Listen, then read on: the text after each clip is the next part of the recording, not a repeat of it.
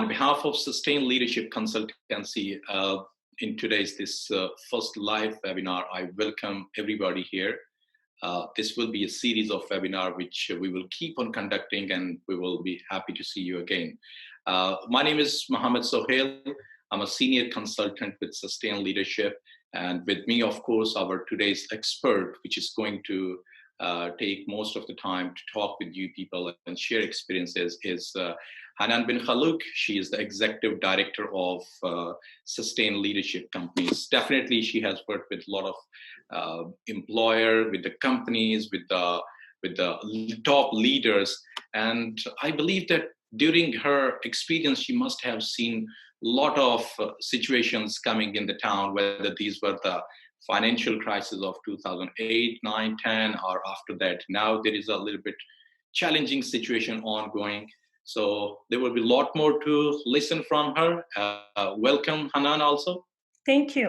I'm welcoming everybody. And as I said, we thought that having this as a conversation will make it first a bit more interactive, and to admit, much easier for me because I'm developing new habits of talking to people behind a camera. So welcome everyone, welcome to my friends, welcome to people that were just my social media friends and joined me, welcome to people I don't know who were called by their interest in the topic. And I hope that you'll draw at least a few learnings, few insights that probably will raise some reflections that you can take back to your life, whether you're leading. At the end of the day, leadership is not just about business leadership. We all are leading our lives, are leading our families, and leading ourselves as well. True. Now, as the title shows, we are going to talk about something very specific for leaders, for the managers, for the people who are the thought leader, I will say, are on the senior position on the organization. Certainly how they are going to handle this uncertain time of COVID-19. It's been almost 3 months now that world and all the systems and economies and businesses, everything is they are just disrupted because of all this corona situation. All of us, we are trying to find different ways how to get back to normal. Like a lot of people, they want to go back to normal. But I saw in one of your posts on social media, Hanane, that you wrote somewhere, if I'm not wrong, that back and normal, these are two different words in one sentence, which is a little bit strange, like if you want to back and normal. So can you tell us a little bit more about your views on this particular thing? Sure, absolutely. I'm glad you picked up on that one. To me, using the words back and normal in one sentence to talk about what's going to happen after this crisis, to me personally, it's just inconceivable. First, and that's the first thing that all of us as business leaders have to keep in mind, or as people, as individuals have to keep in mind. This is not a waiting game. Since we are talking about uncertainty, one thing is certain, is that there is no going back. We only go forward, and there is no normal. There is a new normal that is being defined. So the first thing that I've been advising everyone I'm working with is this is anything, but a waiting game. If you are just sitting there and thinking, when is this nightmare going to be over? When are we going to go back to doing things the way we used to do them? Yes, we are missing our lives.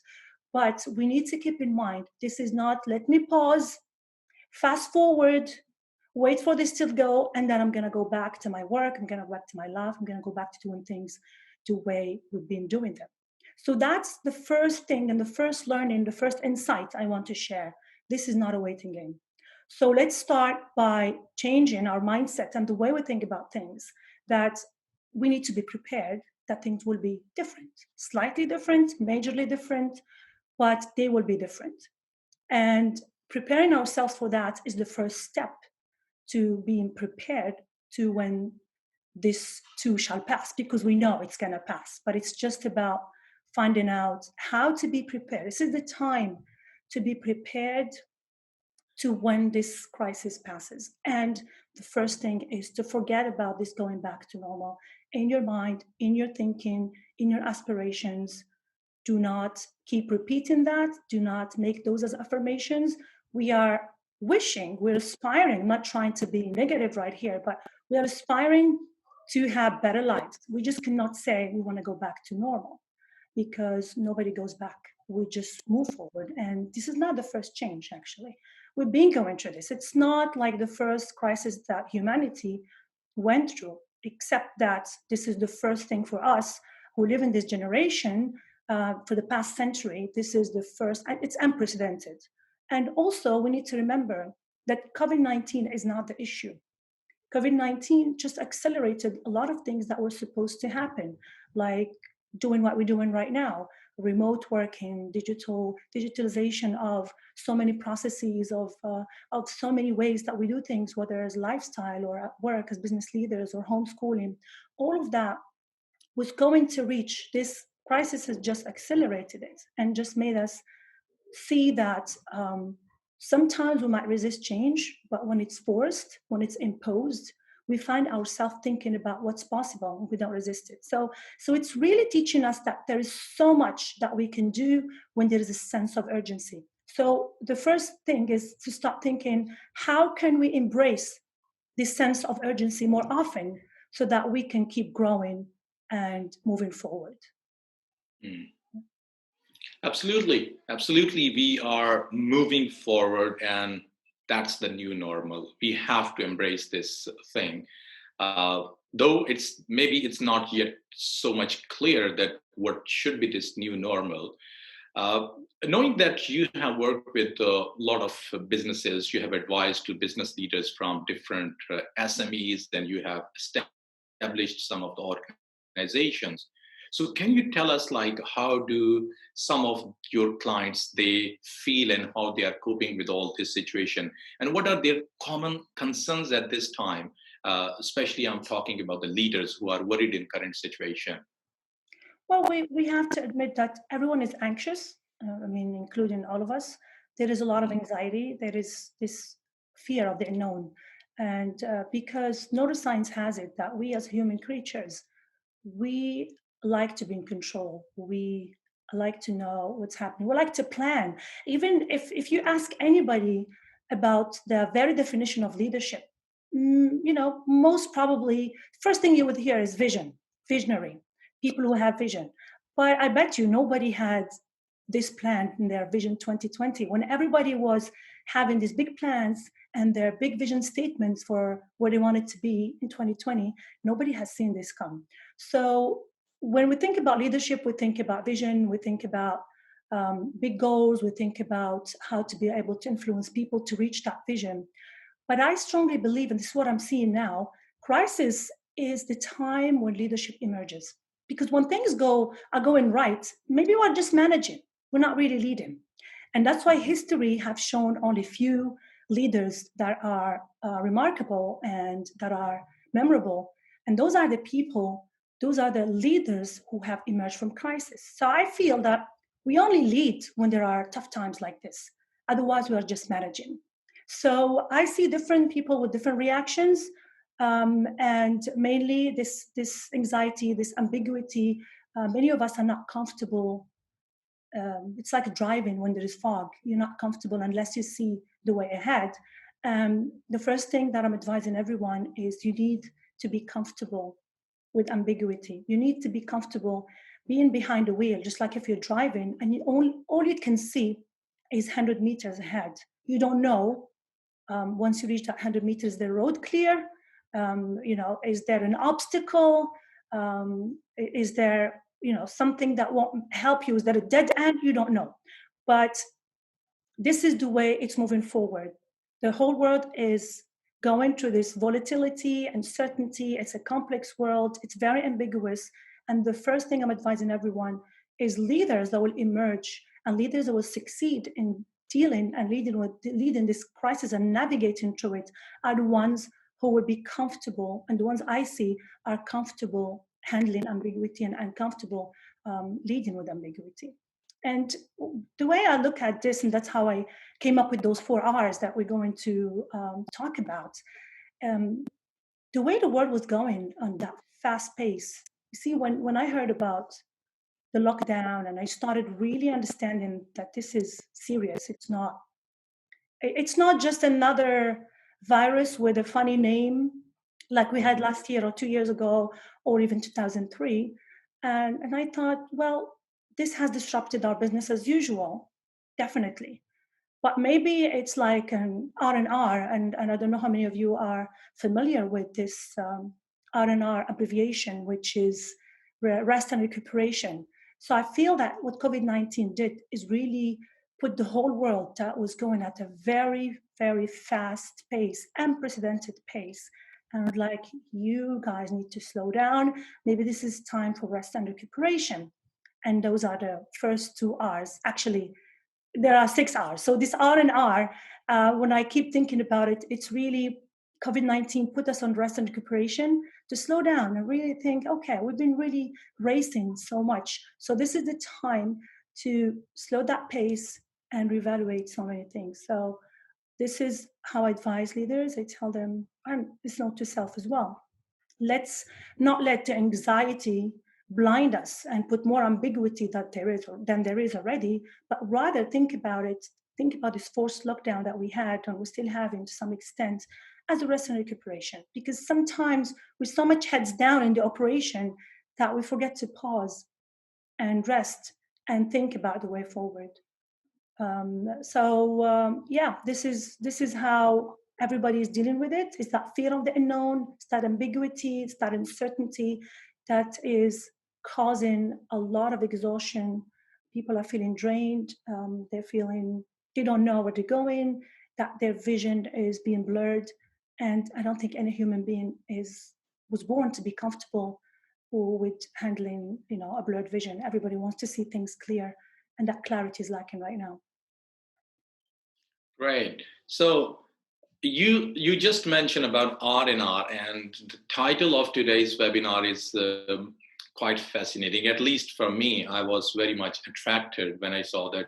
And you know that when we are having this kind of things like 5 Ps or 7 Cs or 4 Rs, that really click in our mind. So I want to ask you that what exactly is this 4 Rs, if you can walk us through, please? Sure. The 4 Rs are actually, it's an acronym. Obviously, each R means something. I'm going to get to it right now. Mm-hmm.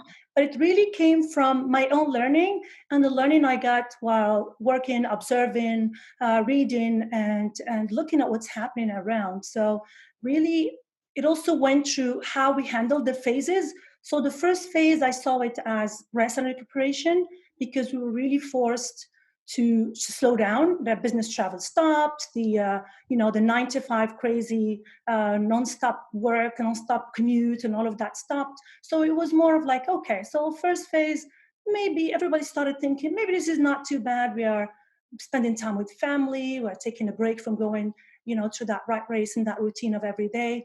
And to me, it's okay. So now we had time to rest and recuperate. And so the lessons that we need to learn from this is probably this crisis trying to tell us something. So the first R is reflect. This is the time to reflect. And reflect, it means self-reflect. You need to get your mind right. Now, you'll be judged. People are looking at you as a business leader. How are you going to handle this crisis? So you might want to get yourself a bit immune to that anxiety. And I see some of the mistakes that many leaders do is they try to be over optimistic and positive. I mean, it's okay. Of course, we want to be positive. Of course, we want to tell people this too shall pass. Of course, we want to tell people that we're going to be okay. But we want to reflect on what's happening. We want to acknowledge that this is adversity. We want to acknowledge that this might have some negative impact. And we want to inform people that we are leading about that. We need to say, these are tough times we are going through, and then take time to reflect about what are we assuming right now? Are we making assumptions about the crisis, about how it's going to affect us that we can validate or not? We need to reflect on what are we fearing the most, and we need to label those emotions. It's not just because you're the business leader, You have to have the answers to all questions, and you have to be certain, or you just have to wake up every day and like, oh my God, this is so messed up. Oh my God, this is bad, and just keep consuming those news to just make it even worse. So it's time to take a pause while we have that sense of urgency, but it's very important to reflect, take that pause, anticipate before you act. And the main thing is that we need to realize that we need to know that we are going through adversity, but we're not going through it. We need to get that mindset and have everybody understand we are growing through adversity, and reflect on how can we grow through this adversity, because history has shown that many companies, actually some of the giant companies like Procter and Gamble, IBM, um, GE, they all have emerged out of crisis. I mean, we had Black Monday, we had the dot-com of 2000, we had the recession of Lehman Brothers.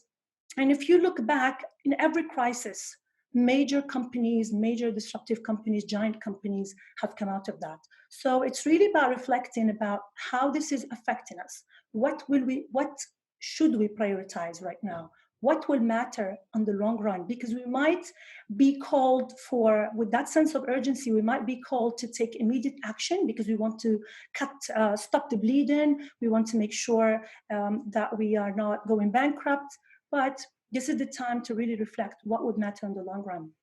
And then think, what will change about the way how we work? We want to tell people what are the key priorities. You want to ask the questions, who needs to do what at this time? This is not business as usual. Everybody has to know that. And together, it's very important to collectively reflect what should we prioritize, what matters to each stakeholder, customers, shareholders, employees, partners. So for each, you have to reflect on these questions and then think why certain measures will be sensible and needed over others. It's really, now your reflection as a leader is, how can I keep the trust? Because this is a test of your credibility. Leaders are tested through crises. And when a crisis happens, this is the time when everybody's going to look and feel, what did you prioritize? Did you really stand up for what you always said you were standing up for? People, as Maya Angelou says, people will forget what you said and they would forget what you did, but they will never forget how you made them feel. So before you make any actions, these are the questions that you need to ask in that part or that phase of reflection. That is the first R of the 3 R's. And moving on to, if there are any questions, please let me know as I keep going. Yeah, the floor is open for everybody. If you are having any questions, please throw us so that in the same time, when you are listening, you can listen to the answers of Hanane also. Because as Hanane in the beginning said that we want to make it more a conversational style rather that one speaker is just keep on speaking. So we will be happy to take questions. Let me check. Someone a while ago asked about the examples, and which is my understanding they're asking about examples of 4 R's probably, or what do you think? And if you want to answer it.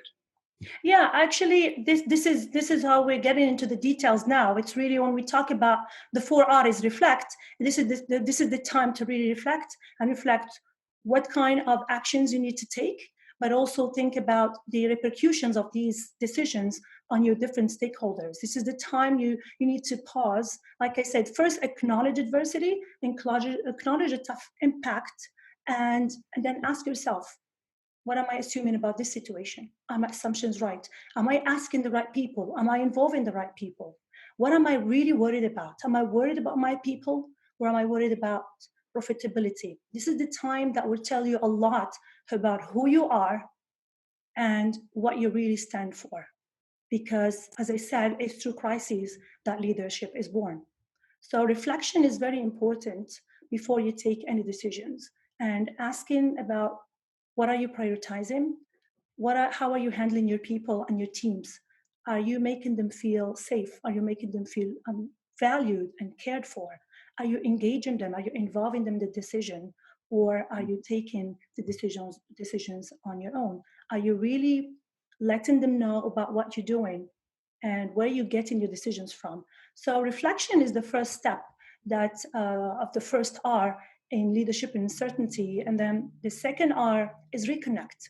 And when I think about reconnecting, I think about the way we have been doing business the past 3 months, 2 to 3 months. It allowed us, I mean, we stayed away from our colleagues physically. We don't go to offices, we don't meet, we don't travel.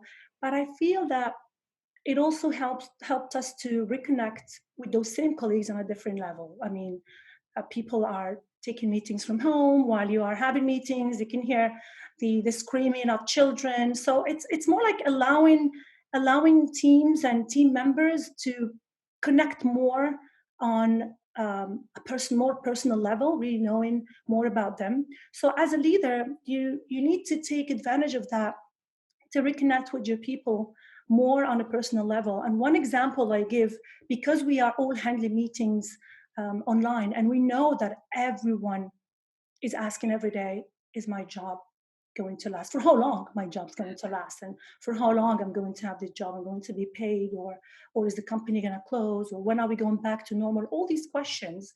And as much as you want to keep the course of business going while your people are working from home, part of reconnecting with them, is an example, is doing an emotional check-in. It's very important when you start talking or start conducting a meeting, just to ask the question of how are you feeling, but not the same question of how are you that we all say while we walk in by the office, and just we say how are you without really intending to hear the answer. So the first thing that you might want to do before you start conducting a meeting is to ask everyone. Maybe just ask a question. Something I do all the time. And if you are in the participants and you have been with me at any workshops, you would remember that. Before we start anything, any intervention, whether it's a strategy meeting, a course, a workshop, I always ask people in the room, please, in one word, tell me how you're feeling today. So that gives you a pulse of, are people feeling anxious, frustrated, afraid? And that gives you an idea also who can be in your coalition of managing the change, of managing this uncertainty, and who are the people that might need more counseling. You might want to take note of that.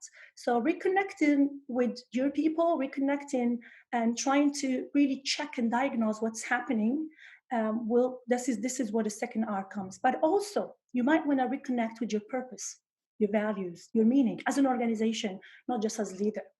And how is everybody aligned? Because again, it's a time of crisis that we start really finding out our values that are written on the walls, all over the walls. Are we really living them?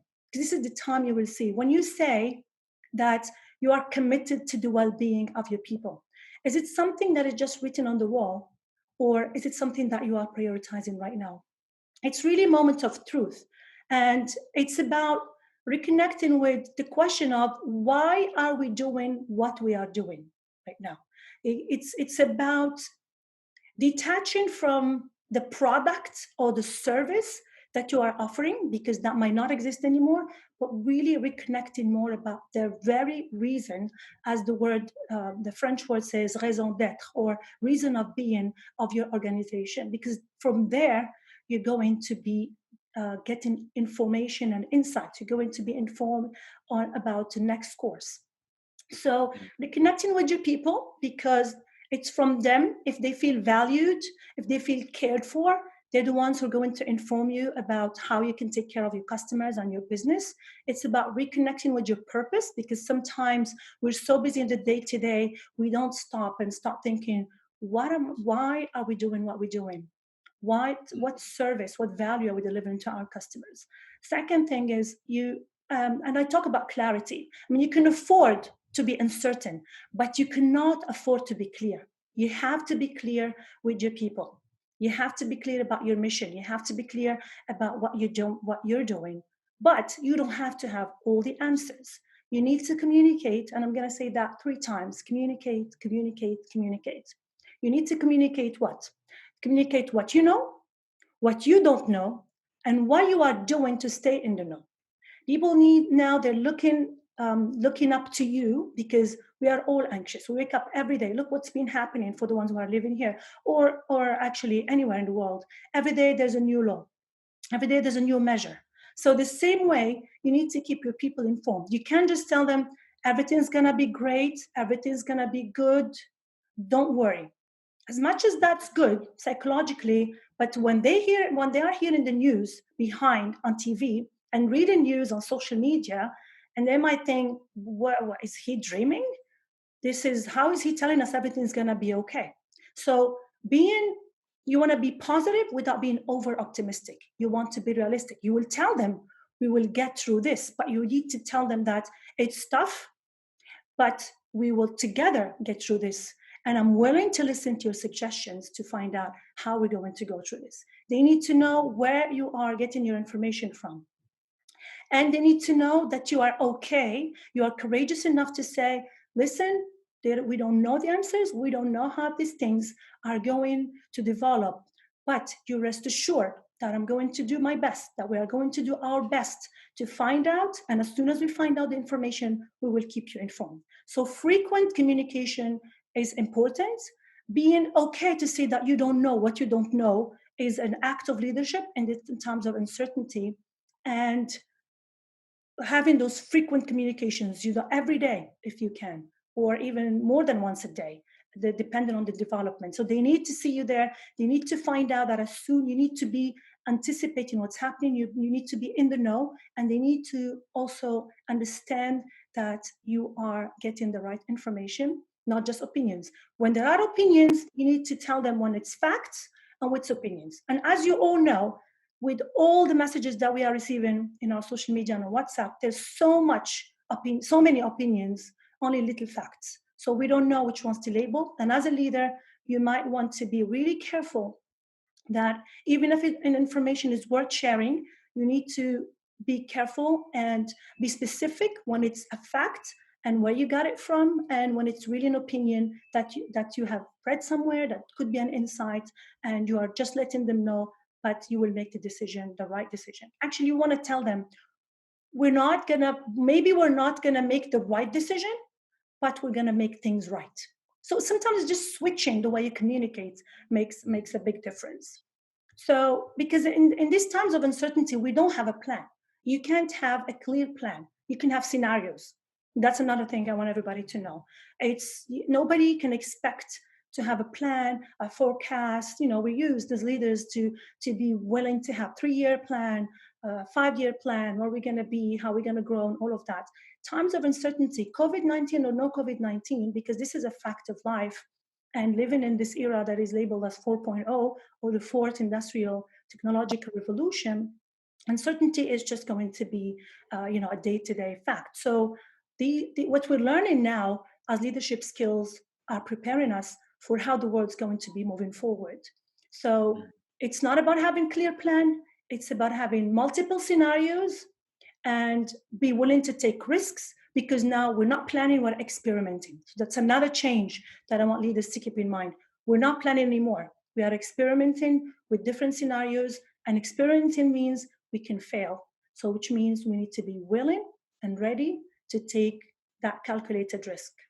It's very important to be willing to do that. These are the leadership skills that are emerging: courage, authenticity, experimentation, and comfort with ambiguity, and being able to learn from failure. Now, the third R is resilience. And I think maybe it's one of the most researched or most spoken about words in this time of COVID-19 and even before. But resilience, as much as it is a very common word now, it's really the need of the hour. And the definition of resilience for me is, when I look at it, I always use this definition. It's the ability to bend without breaking. So, but because when storm comes, you need to be able to bend. Just like if you practice yoga, you know that when you stretch your muscles, you become flexible. So to be able to bend without breaking, like a yogi, means that you need to be flexible. And so this is the characteristic that we need to bring to our organizations and also to our mindsets. It's today, the era we live in, we cannot predict change. We don't know. And this has proven to us This situation has proven to us, with all the technology advances that we had, with all the AIs, with all the advances, scientific advances, we could not predict this crisis. So, and just like this crisis happened, there will be other changes. And look at us. I mean, just from the past 10 years, how our lives have changed, how many new companies have risen. And by the way, in times of crisis, it's really about reminding us that change is here to stay. And as much as this is very common, we always say this cliche, statement of change is the only constant. We still really don't embrace change the way we should be. So resilience, when I talk about resilience in an organizational context, it's, as I said, because we cannot anticipate all the changes that happen. We can't say, okay, this scenario is going to happen, we're ready for it. So that philosophy or that methodology or approach of managing change, and every time there's a change happening, we start a change management program and we have whole plan ahead. That's not going to be valid anymore. Today, it's about developing resilience as a corporate culture.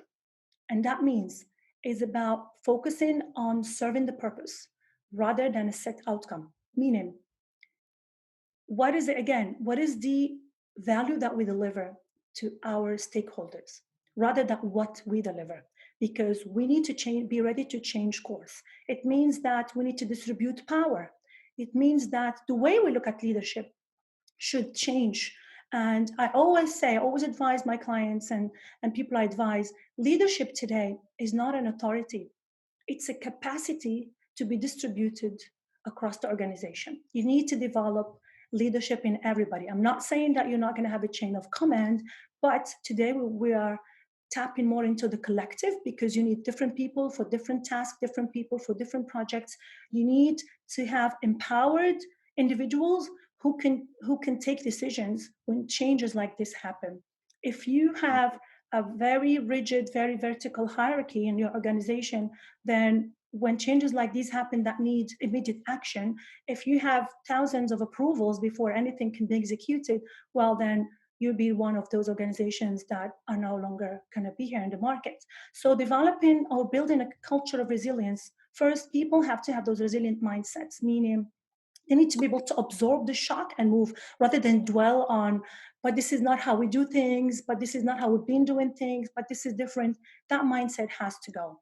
Processes have to be made to be changed. They have to be ready to be changed. So it's about finding out what is in your organization that needs to be developed in a way that when any change happens, and again, uncertainty, as I said, is a fact of life, to be ready and say, okay, we're ready to change course because we are focusing on how we develop, how we deliver value, rather than what is it that we develop, what is it that we really produce, or what service that we give. And as I said again, I'll repeat it, we don't have plans, we just have multiple scenarios. And we need to be ready to execute those multiple scenarios depending on what the situation will impose. So that's for resilience. And then the fourth R is relevance. And relevance, I'll look at it from two parts. The first part is, when we talk about relevance, when we are dealing with a crisis like the one we're dealing with, we need to frame the situation to when we are talking to our teams, when we are talking to media, when we are talking to ourselves even, we need to frame the situation in a relevant context. What does that mean to us? We can't just keep talking about COVID-19, how it's going to impact the whole economy, the world, the planet Earth. Fine, we need to be aware of that. But now, if we want to lead in this crisis, we need to make it relevant. What is the context for us? What is the relevance for us? How is it affecting us, impacting us? The second part of relevance that I want to talk about here is, and I always say that even before COVID-19, let's just look back and think about many giants that we have seen rise and fall. Of course, the first example that comes to mind is the poor Nokia, America Online, Borders, and the last one, Thomas Cook. Those were giants, leaders for decades in their industry. They were sitting on the throne of the industry. But what are they today? So, and I read in a report by PwC about the lifespan of companies. So it looks like the study says in 1930s, the lifespan of an organization was estimated at 90 years. And we can look at big companies that have been here forever. But today, guess what? Not today, actually. In the 90s, in 1990, that lifespan has reduced to 25 years. And some predictions are saying that today, that lifespan is even moving to around 12 or 10 years. The point is, you can never thrive and feel that you are the leader in the industry, no matter how successful you are, no matter what disruption you have brought to the market. Today, it's not about leadership position, it's about relevance. How relevant are you staying to your customers? How relevant are you staying to employees? Employees are changing now. We deal with different generations, and these generations have different aspirations, different ambitions. So the way to motivate them, first, the way to attract them, the way to attract talent, to retain talent, to motivate talent is changing. So what are we doing to remain relevant? So the question I want everybody to ask is, with COVID-19, with the changes it's bringing, no matter which business I am in, no matter which industry, no matter what size, if I'm a startup or an SME or a large corporation or even a government. Today, we've seen even governments changing. You know that now we are measuring the success of governments not through GDP anymore, but there is the happiness index, the well-being index. What is that telling us? That soft power is taking over.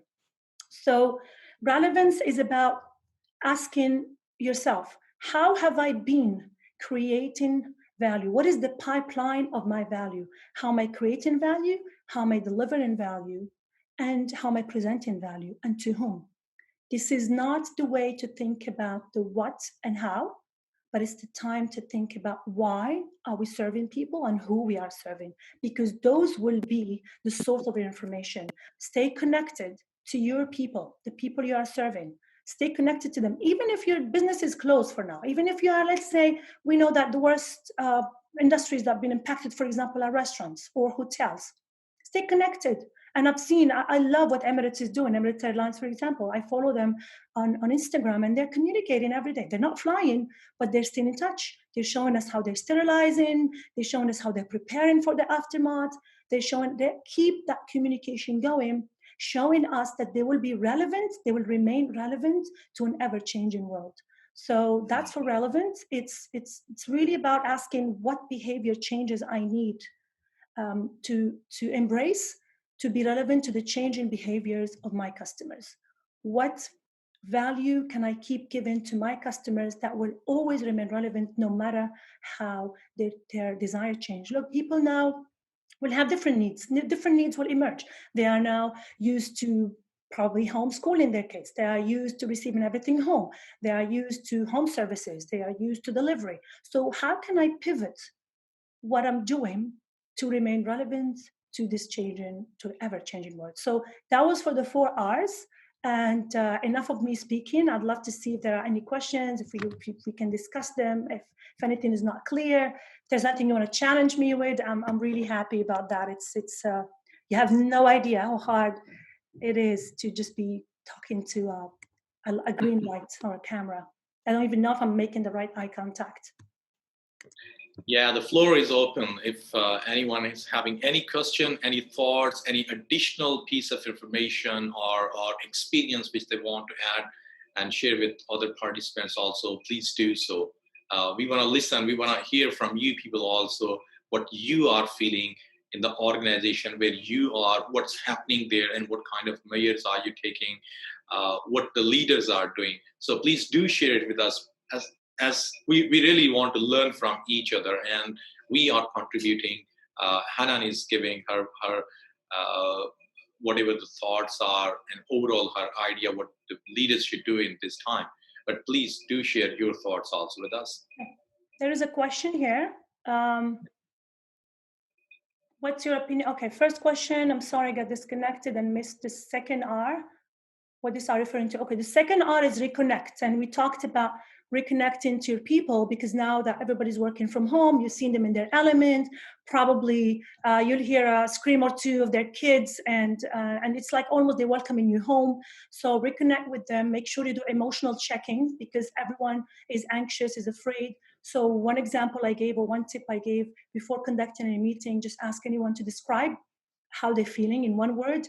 That will give you a sense of the emotions that are going around, and give you a sense of how you can deal with it. And what is your opinion on companies who use the crisis to earn more money? Well, you see, in every crisis there are opportunities. Like people who sell in sanitizers and masks and what else? Mainly, or packaged goods or delivery. They are making money as long as they're not exploiting that. I don't see anything wrong with people making more money. Depends on what you meant by making more money. I mean, if there is a need and you are serving those customers, let's say the groceries or the supermarkets or the pharmacies, they are serving us. If they're not increasing, if the service is not being less, if they're not manipulating the situation, then yeah, by all means. And that's what I meant, that in every crisis there are opportunities. Look, like the tool we are using today, Zoom, one of the biggest winners of this opportunity, but they're serving us right. They're giving us a value. So I think that they deserve to make more money, because they have the right fit for the right need at the right time for the right people. True. You got another question regarding resilience, if you can. Okay, can you read it for me, please? I can't. I think I have the lights, and if you can just read me that question, so here, that'd be really great. Yeah, the question is from Zaina. She's asking, how can I work on improving my resilience level as an individual? Yeah, okay. So we go back to the first one, reflect. The self, it's really about that self-awareness and asking yourself the questions. You know, one exercise I've been doing, it worked for me, is journaling. I label my emotions. When I feel anxious, I say, I am feeling anxious right now. I am feeling frustrated. I am feeling afraid because I don't know what's going to happen. And instead of running away from them and feeling bad that I'm not being positive, because that's what a lot of people make a mistake, and by thinking I have to be positive no matter what. And we know that there is this whole craze about you need to be, yes, we are grateful, we are positive, we are optimistic, but we cannot ignore and deny some emotions when they come to us. We're human beings. We don't want to dwell on them. We don't want to sink in it. But by labeling your emotions, I am feeling afraid. Why? What is the worst scenario that can happen? By looking back at many challenges that you have tackled, and I think each of us has come out of so many crises, and looking at what was happening right there. So it's really about creating that self-awareness and embracing the negative emotions when they hit you, and put those multiple scenarios. Sometimes when the best way of overcoming fear is by confronting it and just looking at what worse can happen. What kind of scenarios, if this scenario happens, what kind of measures can I have? And I think resilience is like a muscle. It grows. You can grow resilience by going through crises like this, and by being aware that you really want to learn a lesson from absorbing the shock, just like we are absorbing the shock right now. I hope I answered your questions, yeah. Fantastic. Do we have any other question coming up? Just send us a question. Considering the limitation of the time, I believe if still you people are having any question, well, I can do that. In my thank you email, I'm going to send you the contact details of Hanane. If you will be having any question, please, even after the session, you can ask us. And thank you very much for appreciating, enjoying this webinar. We truly like your feedback, which you are giving us. So Hanane, any final piece of advice you want to give to the leaders, to the listeners, and people in every capacity, what they should do today? And especially I'm focusing why on leaders, because that's exactly we're talking, and that's the topic today.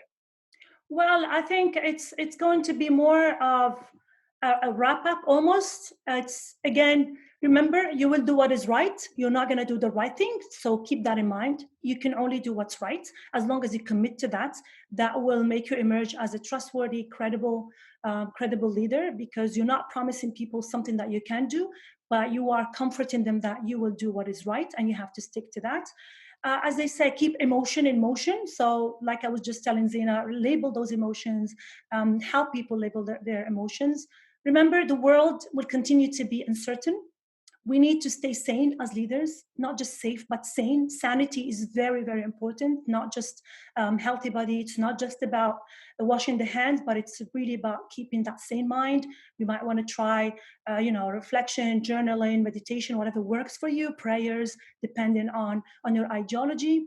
You want to focus on what's possible, because sometimes we get so pulled into what is this crisis making impossible, what struggles it's bringing, rather than, so what is possible for us. So you might want to focus on what's possible and involve your people to tell you that. You can ask questions when you tell people, when you tell your individuals, your teams, and tell them, this is what we're going to do, 1, 2, 3. And you might want to throw the question back, what else do you think we should do? Just small things, small questions like these, small additions can make people valued, trustworthy, and you never know. You might get the best ideas from the least, the thought of people. You might want to stay informed, obviously, because we've seen how many, world leaders, global leaders have failed into the communication because they were not informed and they were just saying things based on their own assumptions. You might want to avoid that. You want to get, and I said, get the facts and know difference between facts and opinions. And remember, you don't know what you don't know. Repeat that every morning. It will make you less anxious. It will make you less dwelling on dwelling on just the negatives. You just wake up and tell yourself, I'm gonna do what is right, and I don't know what I don't know, and I'm going to be courageous enough to tell everybody that what I don't know, I don't know. It's an opportunity to know yourself, to know your people, to know your limitations, to know what you're willing to let go of. Sometimes the power comes from your willingness to let go of some things. What are the authorities that you're willing to let go of? Are you willing to let go of your fear, anxiety, your ego? It's really a great opportunity for us to get more self-aware. And also to ask yourself, what lessons to be learned? What is the silver lining in this crisis? And so I hope this was beneficial. If you just got one insight or two, thank you for bearing with me. As I said, I'm not used to, this is my first webinar. So I had meetings with people when we can all converse, but this is the first time I'm talking to an audience. Using a camera and from home. So that was a big stretch for me. But again, these are all lessons for us. So thank you. And hopefully we'll have more of these. You can always reach out to me. I think most of you know me, either face-to-face personally or through, we are connected somehow. And feedback is welcome.